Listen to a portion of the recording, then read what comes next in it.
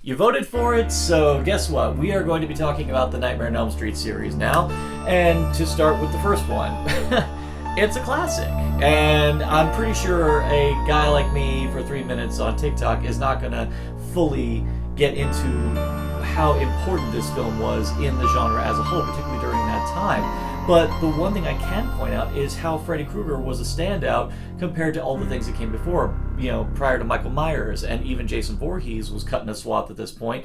Basically, big, silent giants with sharp knives. Whereas Freddy Krueger was a person who had personality, who had a singular presence, and even had a unique weapon all of his own, and was able to walk his own path compared to everyone else that came before.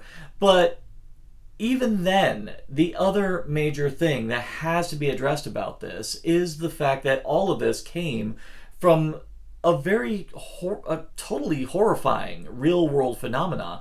Wes Craven actually based this whole thing on a series of articles he found out about people in South America who were so terrified to fall asleep and then unfortunately did die in the process. And if there's one thing Wes Craven has done exceptionally well throughout his entire career is take real world events and put them in some form or another into his movies, because he always knew that the real world is the scariest thing of all.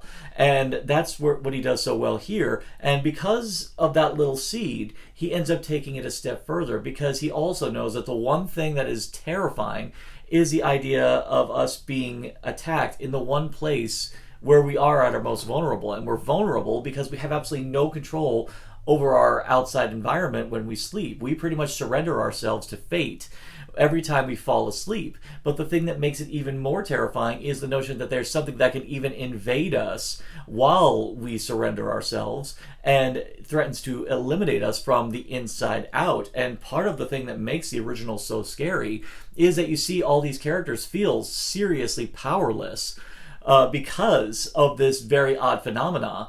And how do they deal with it? And part of the thing that makes Nancy such a compelling character is you see her gradually owning it and inevitably rising up to be able to fight back against it. She basically uses whatever resource she has at her disposal, and she takes every bit of information she learns and she uses it to fight back against Freddy. And that definitely is one of the major things that elevates her in the pantheon of great heroines.